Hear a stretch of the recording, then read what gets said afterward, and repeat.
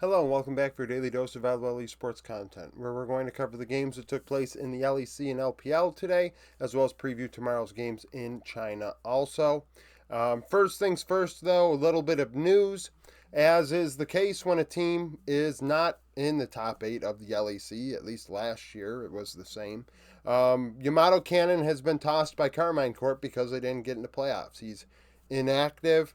Reha is the coach, and Reha has no experience at the top level as a coach. So keep that in mind when we see KC and how they perform.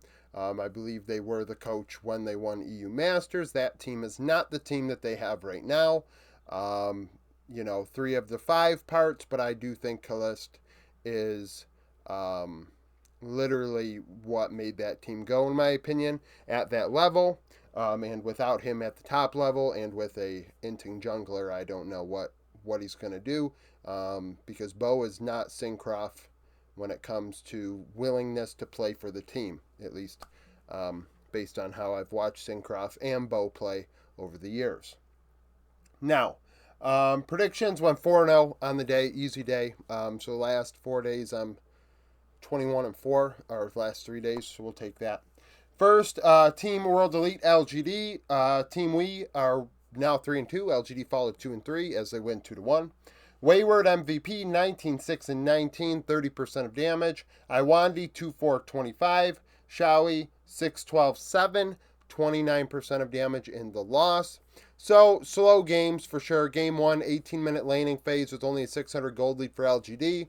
Meteor going bot side twice, allowing themselves to take Drakes. However, it was clear that in Game 1, Hung wanted to get to the Grubs, and he did so 3 times. So both Grub spawns and Rift Herald. Top side of the Rift favoring LGD as well in CS, up 38.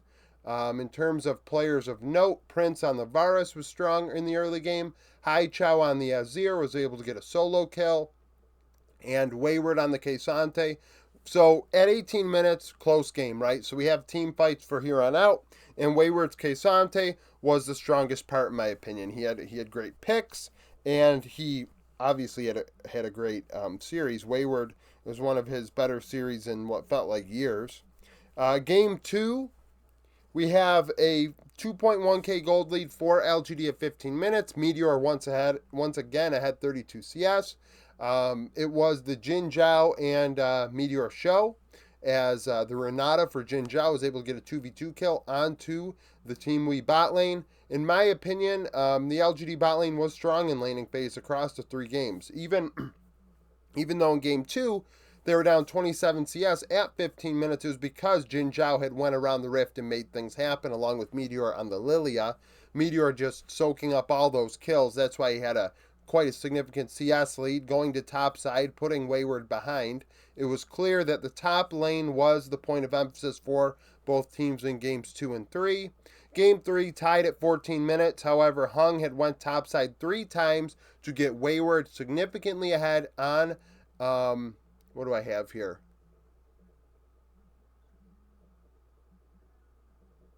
Does it say Kesante? Aatrox. Super strong Aatrox in game 3. Shawi on the Callista had a 2v2 kill.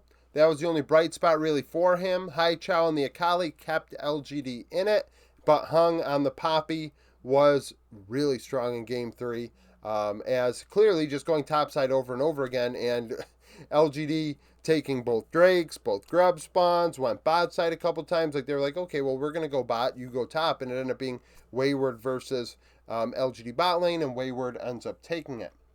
Series 2, Anyone's Legend Ultra Prime. Caveat to this, the stream on YouTube, at least the one that I've found for Team We and LGD, and this happened last time as well, did not have Game 1 of Ultra Prime Anyone's Legend. There is no English broadcast, so it is very hard to find a link. Anyone's Legend won 2-1. Shanks 19-7, 18, 37% of damage was MVP. Hope 13-3 and 22. Doggo 15-7, 8, 31% of damage in the loss.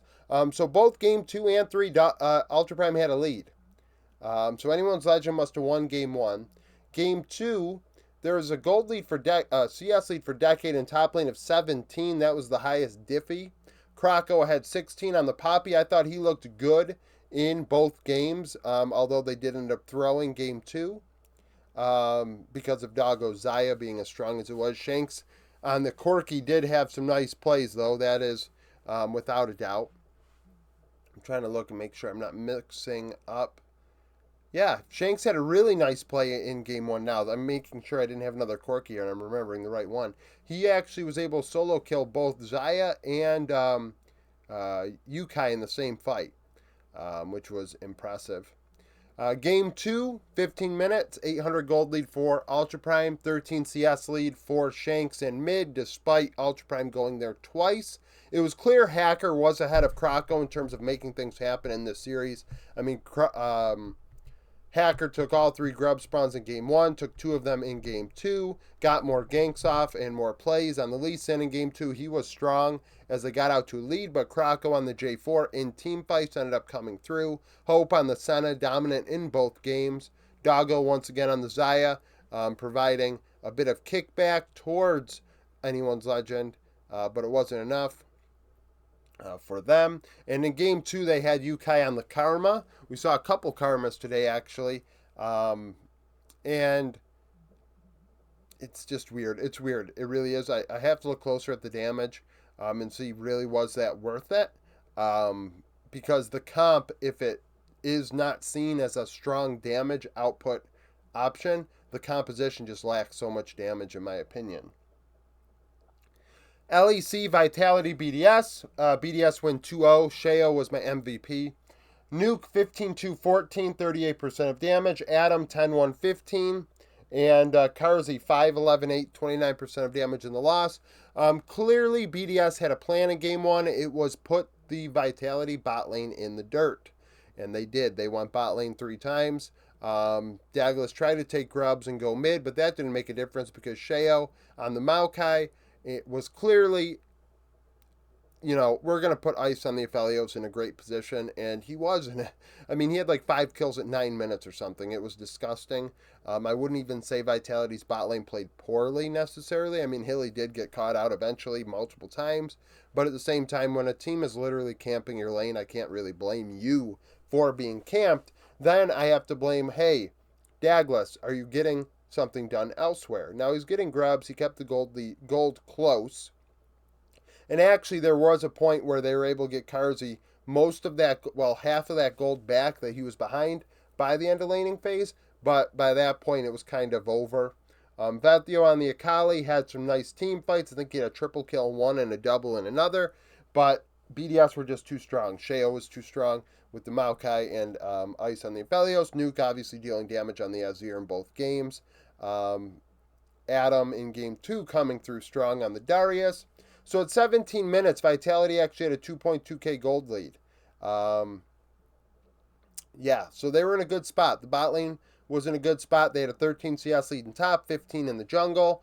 Were more active than BDS.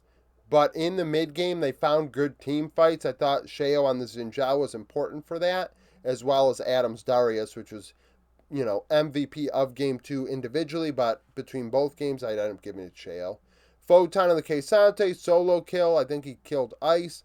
Vethio on the Akali also had a solo kill. Nuke on the Azir, racking up kills in the late game. It was a key mid-game team fight that turned it, and then BDS just started winning team fights after that as Vitality just slowly lost the game and series. Game 2, Fnatic G2. G2 win 2-1. Hansama 23-4 and 13, 31% of damage. Broken Blade was my MVP, 7-3 and 28. Oscarinen 6-7-7, 27% of damage in the loss. So clearly, G2 do have at least some weird picks that they're relying on once again. Last year it was Kled and things like that. Now it's the Zac top. We've seen it all around at least once in each region, but at the same time, they clearly are keying in on it. And the way mid, probably the most successful way mid games thus far, have been from Caps. So game 1, G2 blow them out. They had a 4K gold lead at 15 minutes, 22 CS lead for bot lane. Yike going bot side on the Maokai. Broken Blade, great TP on Zac to have a monstrous teamfight win in bot lane, which allowed Hansama on the Lucian to run things. Caps on the LeBlanc as well, making roams, but BB's TP was important in my opinion. And then he'd do the same thing in game 3 essentially, which is why he gets MVP. Putting G2's bot lane ahead was the difference in my opinion.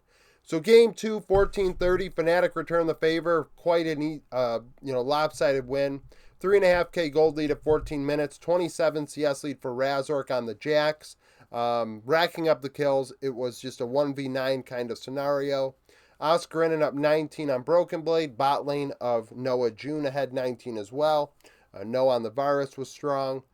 Caps on the Azir. Solo killing Humanoid in this one. Actually, Caps was ahead in all 3 games in CS at the end of laning phase. Game 3, 18-minute laning phase, so slower, more calm. Only action occurred in the bot lane, really, as they, exchanged ganks.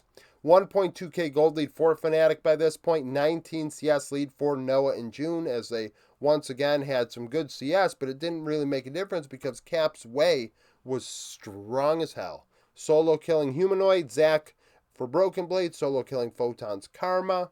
Not Photon, Oscarinen's Karma. Oscarinen in game 3 felt like all Fnatic really had in terms of mid to late game damage, and the only one alive after team fights ended. I don't know if that was because he was behind on calls, or if he just, he had some really nice stutter steps around some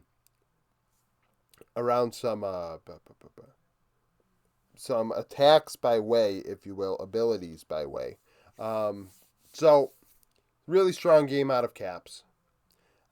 Probably one of the stronger games we've seen out of him have occurred on the way. This one and in the last series. Or was it the end of... Either way, you know what I'm talking about. Those 2 games really stick out if you have been following the LEC. Yeah, I mean, G2 are now relying on some weird picks, and that's going to get them far in the LEC and domestically. Now, internationally, a lot of people are like, hey, they can't play regular comps. Like in game 2, it was a regular composition that they got blown out on, right? So that's a concern, and it's like, okay, well, if you have these cheese picks and use them at international events, will they work? And it's like, well, you either lose playing meta, or you might lose not playing meta. The time G2 actually won an international event, they were not necessarily meta. So, that's kind of why I always say what I say about teams having to be different and not really adhering to what the status quo is at international events if they're not quite as good hands-wise. Sneak peek for tomorrow.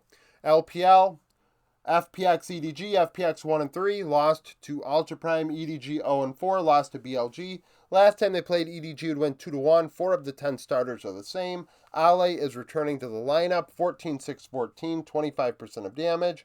Jalahu, 10-8-6, 26% of damage in the loss. After that, LNG, BLG, LNG 2-2, coming off of loss to JDG. BLG 4-0, coming off of a win against Anyone's Legend. Last time they played, LNG won 3-1 in LPL playoffs. 7 of the 10 starters are the same. Zika and Gala went 24-8-57, 44% of damage in the win. Bin and Elk 20, 21, and 29, 53% of damage in the loss. BLG's coach is out due to the birth of his child, so they will have an assistant running draft and things like that tomorrow, so keep that in mind. And EDG are going to play with the Snake at 80 carry once more. So that's it for this video. Thank you for watching. If you liked the video, like it, subscribe to the channel for daily League of Legends content. Follow me on Twitter, join the Discord, become a YouTube supporter, and I hope to see you again tomorrow.